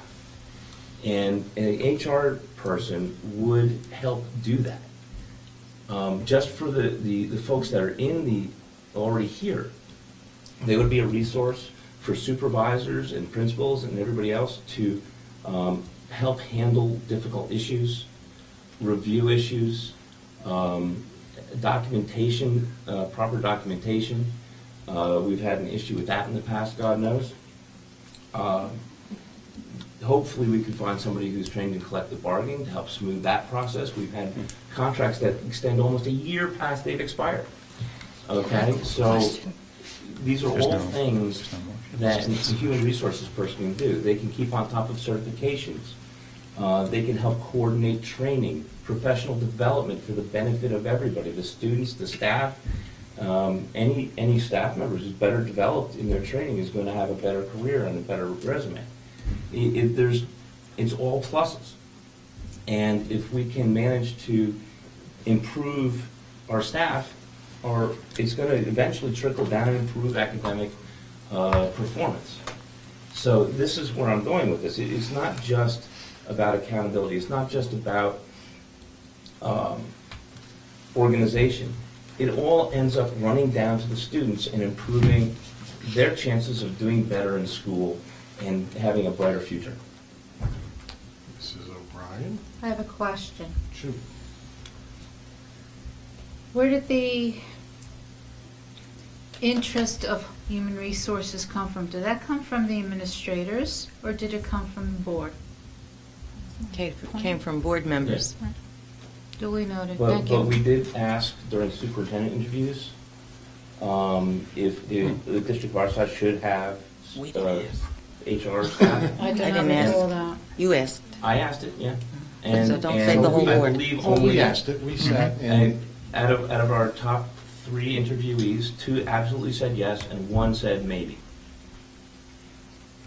it's hard to say that without a lot of context. I mean, I think these are the folks that are living in the district now, Right. and it seems that they would, if there was a need and they felt that they weren't meeting the workload, and I think we heard earlier from, I'm sorry, I forget her name, from, yes, that she, I mean, she couldn't have complimented the staff more, Right. and I think every district has personnel issues, and I think everyone's handling them appropriately.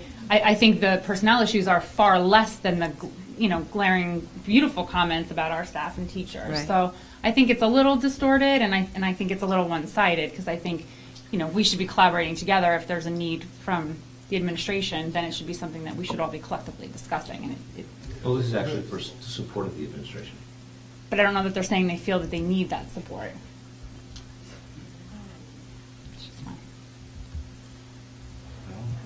Let's let them answer that question. How do you guys, What was the question? how do you feel about having an HR person? I mean, I personally, I look at the fact that there has been employee reviews that haven't been done, documentation not put in files. I mean, I could go on for a good 25, 30 minutes about the things that I know should have been done and weren't done. And we've sat here, this board, we've all had a discussion, there's no documentation. When we've wanted to talk about an employee, that there's been no documentation. And you turned around, So, Get me you know, started. Let's not go there. No. Let's Tough not go question, there. Ann, so I'd have to give it some more thought. all right, all right. We'll let it go to the budget meeting. You got 2 weeks. To the day. 2 weeks to Okay, the yep, day. yep. And then if you can, enlighten us, I think that would be good. Steve's got some. Go ahead, Steve. One brief comment regarding this. I mean, there are a lot of issues here. And so the question is really, if the budget wasn't an issue, would you want this? But one of the things that I know we do, we tend to escalate,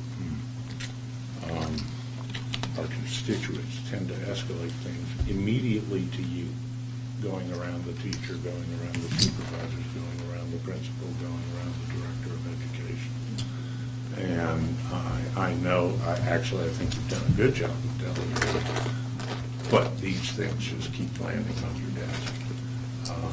And of course, we pay you fairly well to handle the big educational issues, not personnel. Not to be a fireman. Is there better communication that we could do to the parents and to the right people to say the process? I mean, I don't know that every parent out there knows exactly what the process is, and if they're frustrated enough, of course they're going to go to you. They don't know But the it's- protocol. question. But, I think you it's- could communicate that Maybe better. I'm aware of the student grievance policy that's relatively new. A lot could be said for just re-communicating what the steps are, and it might save you some time. I think that's a good idea. Okay, well, let's move on. We're going to hear from Dr. Anamone at our budget meeting, and we'll make that discussion, or that decision then. I'd like to move on to new business. I'd like to make a motion to close old. We don't have to make the motion. Close old business? Yes, we do. Only teasing. Who seconded? Glenn? Yep. Okay, all in favor? Aye. Any opposed? Okay, new business. I have two things. Steve will be going in for a bone marrow transplant and might not be able to make the meeting. I think it's the 23rd, Barbara? Budget's 25th. 25th? 25th. And there's a chance that he'll be here, but there's always the chance that he might not be able to make it. And since we had done some interviews over the phone, we had a superintendent, two superintendent interviews over the phone. We had a possible board candidate was done over the phone, and I would like to give that option to Steve, just in case he's not able to make it, to be able to listen and talk at that meeting and vote. So I'm going to make the motion that we allow him and give him that opportunity to do so. And I would ask for a second on that. I'll second that. Okay. Any discussion? I assume this is legal? Sure.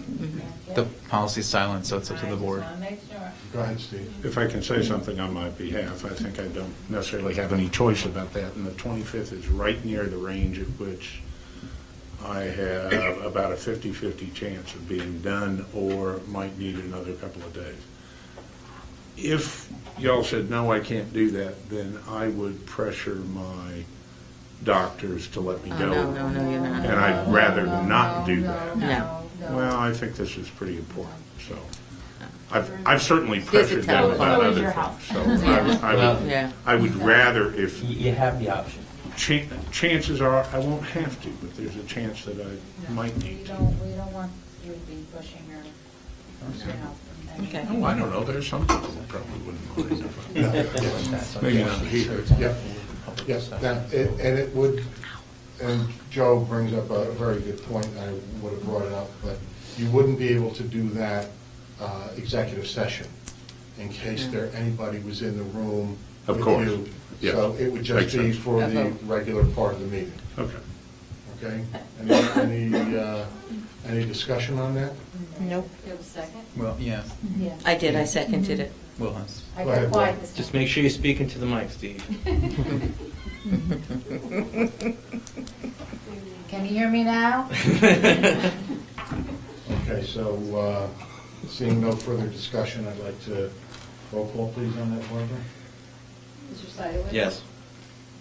Mr. Drew? Can I vote on this? Mhm. Yeah. Yes. Mrs. Dwyer? Yes. Mr. Foodie? Yes. Mr. Huber? Of course. Ms. O'Brien? Absolutely. Mrs. Fritz? Yes. Thank you very much. I appreciate it. We'll need some sort of setup. Yeah, we'll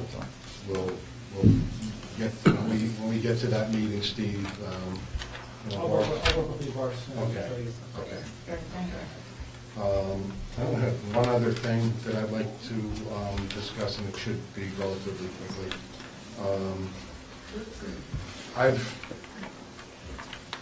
Unfortunately, living in town, a lot of employees, you hear a lot of stuff that's going on, and I always bring it to Dr. Inamone's attention. I've spoken to Joe, but what I would like to make a motion that we put a video camera in our maintenance shed. I've heard enough crap from people throughout the district of what's going on down there, and I would. We got cameras in the maintenance, in the transportation garage. We can put a camera there. So, just so we're clear, we can put a camera in there, but I don't want to discuss, for example, where that camera would be. Yep. Or even though it'd be invisible, but Yep. for anybody listening at home, anything like that. Are you talking about a private area for the employees, No, or is just this just our? Just a view of the shop. I mean, God, Yeah. we haven't, That you can, that would be like putting something in a classroom. we have cameras all over the halls. You've got cameras That's in the halls, buses. that's We not got the cameras work on area. buses. Is it? Second. Well, before, Thank you. I mean, do you want me to check it out? Yeah. Just to be sure? Yeah, before we vote on it, absolutely. I think it's doable, but I can check it out. Okay. Privacy, privacy. Well, I want to make 100% sure that we're okay and we're not getting ourselves into something. Right. Yes. Make sure it's Okay, out. so we could either Well, table or you actually can vote on withdraw. it in concept and make a contingent on it being approved by council. Yeah, I don't wanna do that. I'll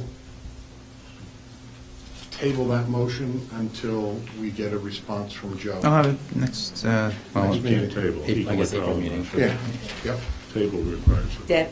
You don't need a table, you can just withdraw. Okay, all right, I'll withdraw it. It's okay, we're done. Okay, other than that, Anything else under new business that anybody would like? No? Okay. Go ahead. Real quick. I just wanted to say to the public, I've been getting a lot of positive compliments about our guidance department at the high school.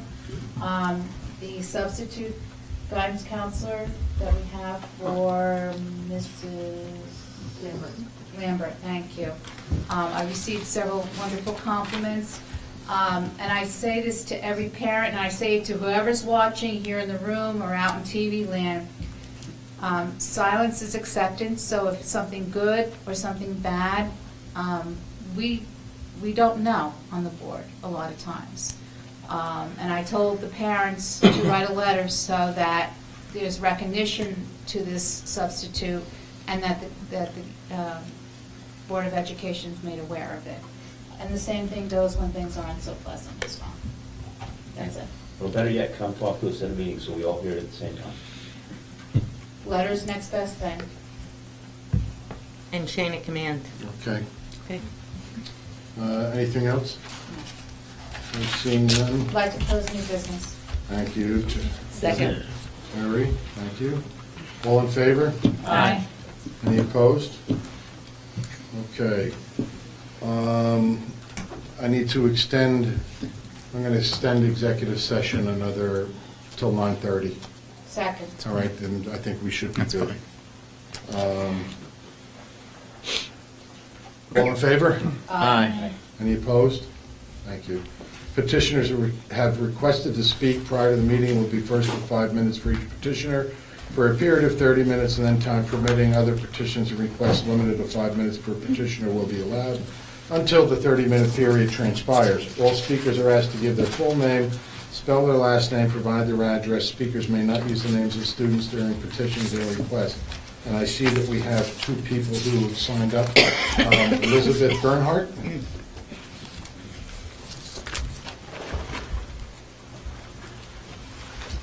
Thank you. I actually just have a few references of statistics that I'll be listing, and actually kind of coincides with some of the statistics you had just mentioned. So if anybody just wants to view that, that's fine. My name is Elizabeth Gernhardt. I am a parent, a concerned member of the community, and I have a master's level education in mental health, addiction, and child and family clinical services. I'm here this evening to highlight the serious concern and need for improvement of our district's health education.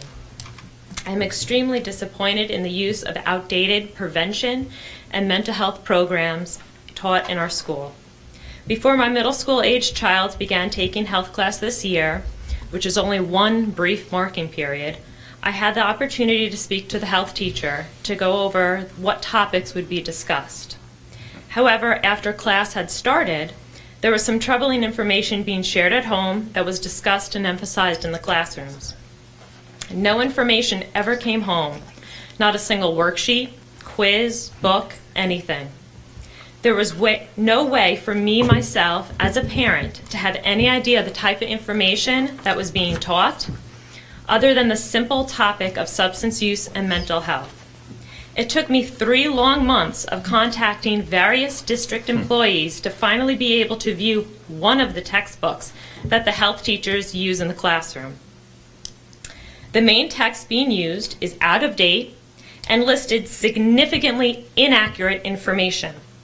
I was not even given a clear example of the teaching style, approaches, or a list of other outside sources of information that the health teachers use. As parents, we usually know what is being taught and the style of various approaches and subjects, such as science, language arts, American government.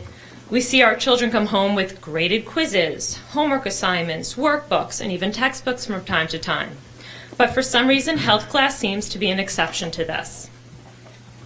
Why are our children not receiving proper mental health education and preventative education that will benefit their lives now and in the future? Research and studies have been conducted, and we know what the risk factors are for mental illness, including substance use, which is a mental illness. Yet we, the community and school, are not properly addressing these risk factors. In our country, 4 million children and adolescents have a diagnosable or addictive disorder. That accounts for 21% of adolescents from 9 to 17 years of age.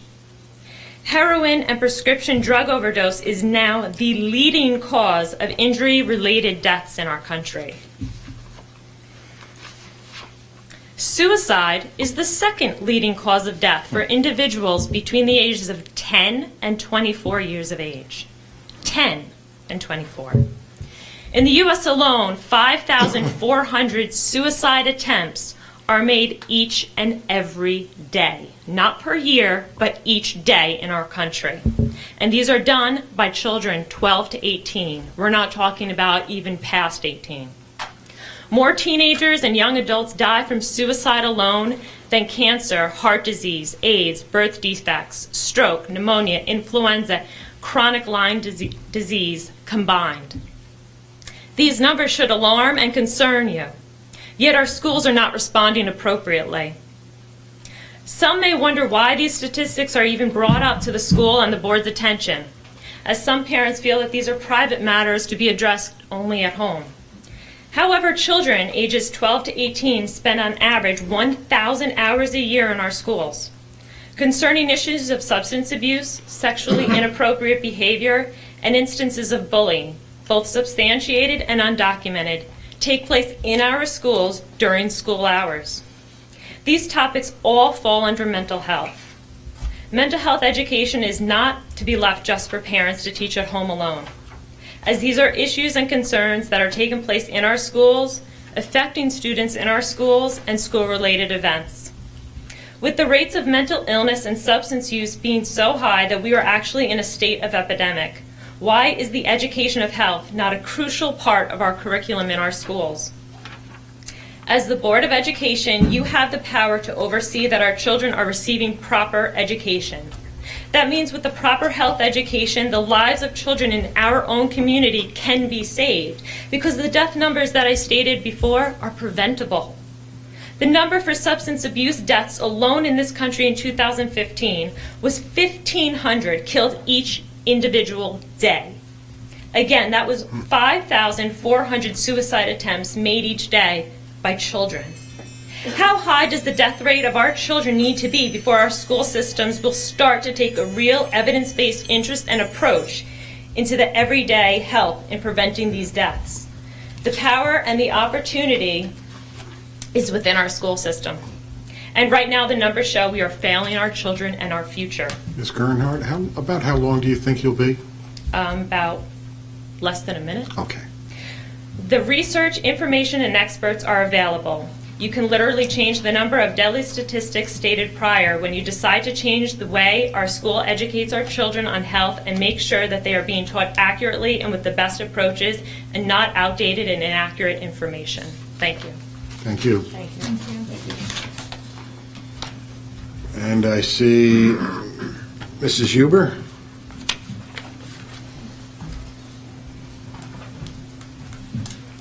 Tracy Huber, Old Milford, West Milford. Was that enough? You don't need the street address, right? Yeah, no, you're good. On Friday, March 3rd, I received information from a parent about an incident at Upper Greenwood Lake Elementary School.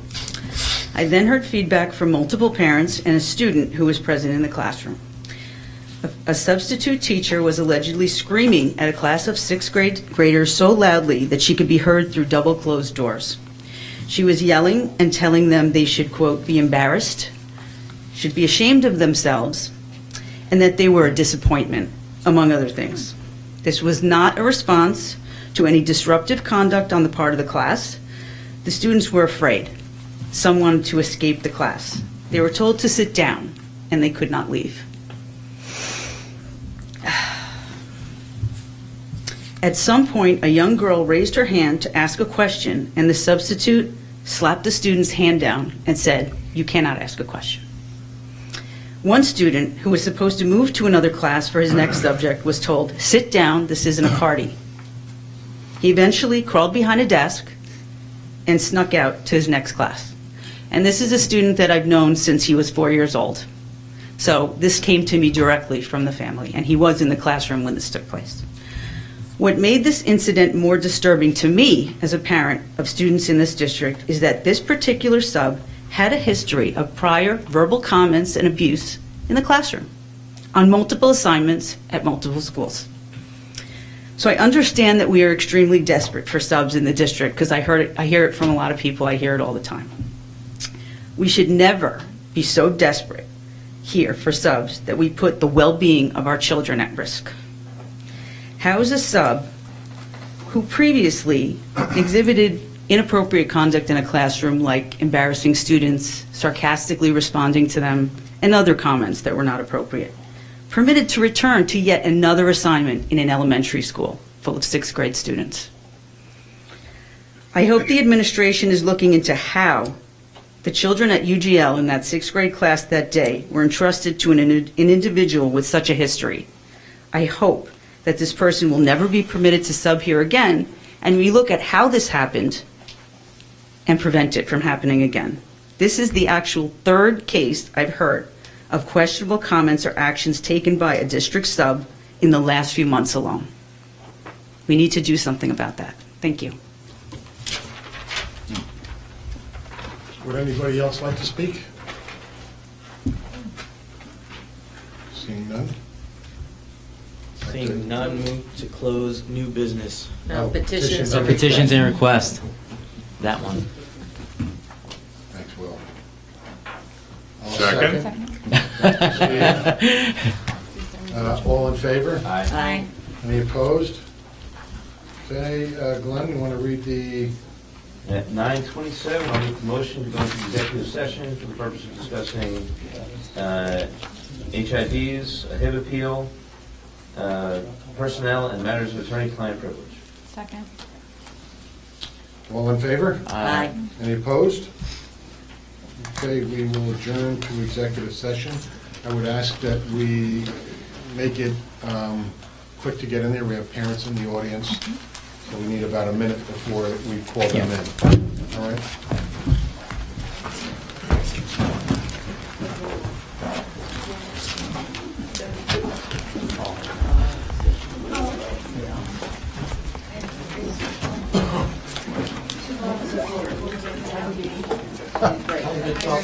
No doubt.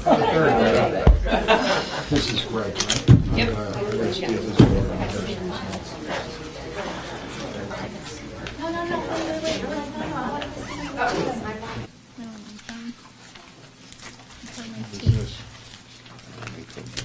You ready, You good Nate? to go? Okay. Okay.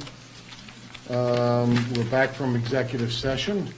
Terry, would you do number 7 under education and reaffirming? No, I have a separate resolution for Okay, that. separate, okay.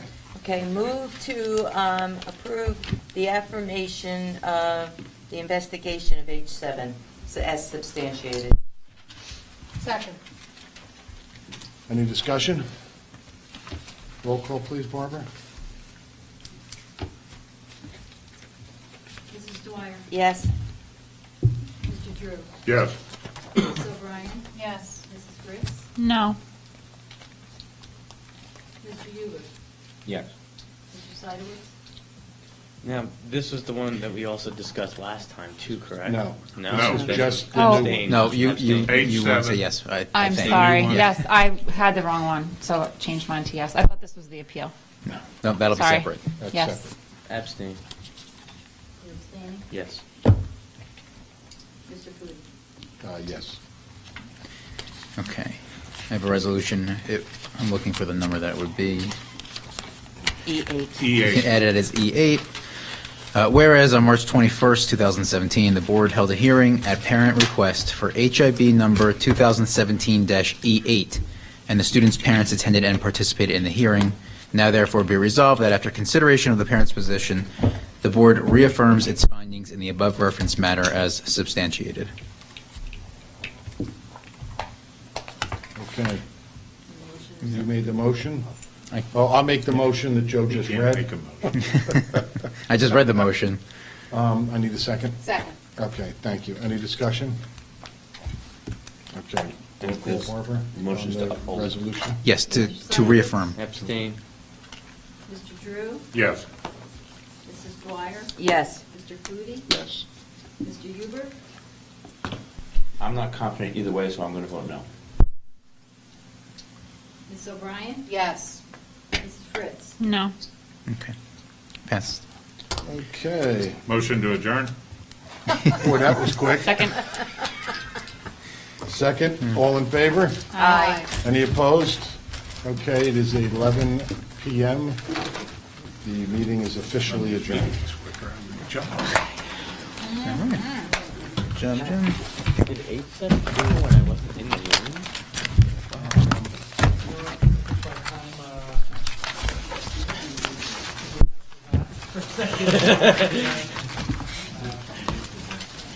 Guys don't love me. I see how it is.